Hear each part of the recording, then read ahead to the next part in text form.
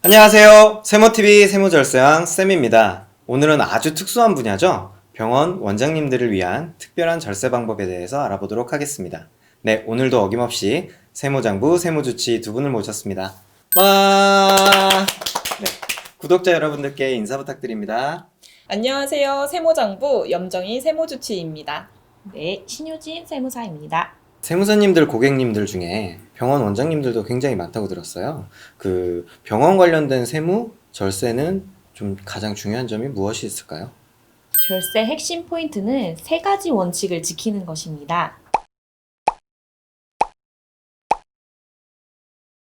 병원은 일반 사업자와 다르게 면세 사업자라는 점에서 부가세 환급이 안 된다는 점, 직원 인건비는 넷계약이 일반적이어서 다른 업종에 비해서 인건비 부담이 크다는 점, 이러한 점들 때문에 기본 원칙이 지켜지지 않고 무증빙 거래 유혹이 많은 게 현실입니다.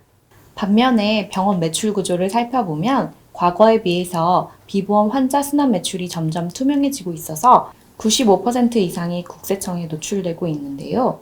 이런 상황에서 인건비 신고를 누락하고 증빙 없는 지출을 계속 비용 처리하다 보면 매출 대비 적격 증빙 수치 비율이 낮아져서 원장님들의 성실납세 신뢰도가 떨어지기 때문에 세무조사를 받을 위험이 높아진다는 사실을 간과해서는 안 됩니다. 원장님들께서 세금 계산서를 수취하셨을 경우에는 성실 납세 신뢰도를 높일 수 있습니다. 뿐만 아니라 10%의 부가세를 추가로 납부하신다고 하더라도 비용 처리를 받으실 수 있는데요. 세율 구간을 높은 구간을 적용받으시는 원장님들 같은 경우에는 이제 4% 정도의 비용 처리도 추가로 받으실 수가 있습니다.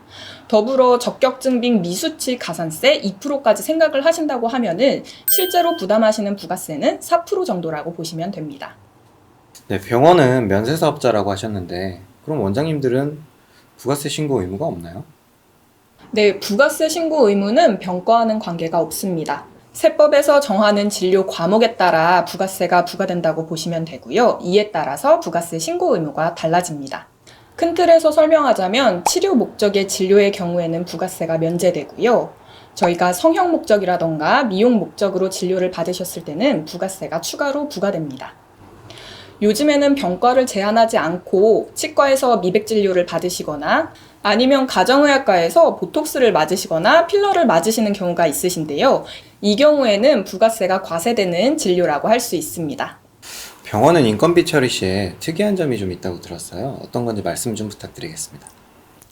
일반 회사 같은 경우에는 급여가 정해지면 직원 부담금 4대 보험과 세금을 빼고 지급하게 되는데요.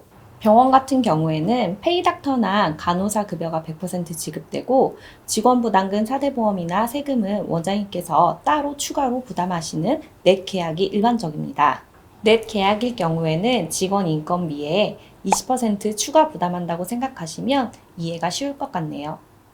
최근에는 직원 고용과 관련된 지원금이 많은데요. 이러한 지원금 신청 과정에서 넷 계약이 원칙적인 방법이 아니다 보니 공단에서 소명을 요구하는 경우가 현실에서 비일비재하게 일어나고 있습니다.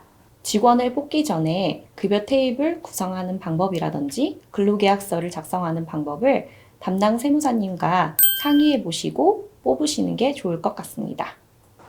페이닥터의 경우에는 주의하셔야 할 점이 하나 있는데요. 페이닥터로 근무를 하시다가 개원을 하신다던가 아니면 다른 병원으로 이직을 하셨을 경우에는 세금 분배 문제가 발생할 수 있습니다.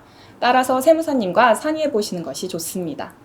네, 병원은 특이사항이 굉장히 많네요. 그 병원만의 특별한 절세 비법이 있다면 소개 좀 부탁드리겠습니다. 병원에서 지출하시는 비용 중 금액이 큰 의료기기, 인테리어의 경우에는 세금 계산서를 꼭 수취하시는 것이 좋습니다. 주요 경비라고 할 수 있는 임차료, 인건비, 의약품비의 경우에는 주요 경비 비율을 따로 관리하기 위해서 원장님들께서 별도로 관리를 해주시는 것이 좋습니다. 병원에서 원장님께서 본인 명의의 차량을 이용하여 출퇴근을 하시는 경우에는 지난번 방송했던 차량 관련 경비 비용 처리편을 참고해 주시면 좋겠습니다.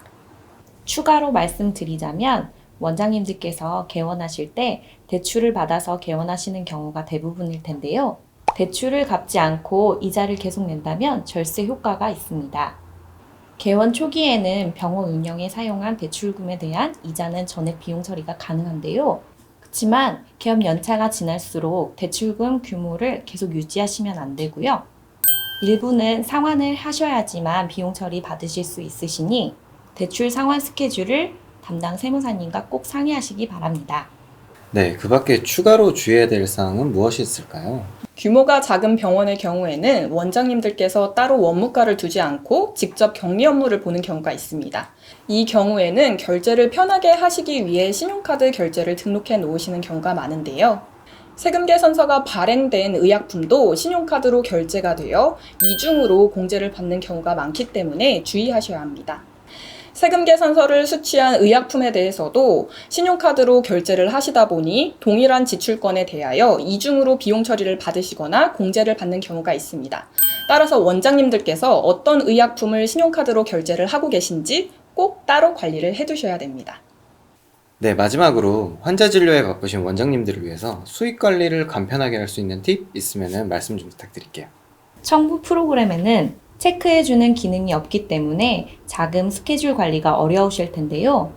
세무장부에서는 통장 거래 내역, 카드 매출, 공단 매출이 얼마가 삭감이 돼서 결정이 되었는지, 그리고 또 언제 입금이 되었는지 체크해주는 알람 기능이 있기 때문에 원장님들께서 자금 계획을 세우실 때 많은 도움이 되실 거라고 생각이 됩니다.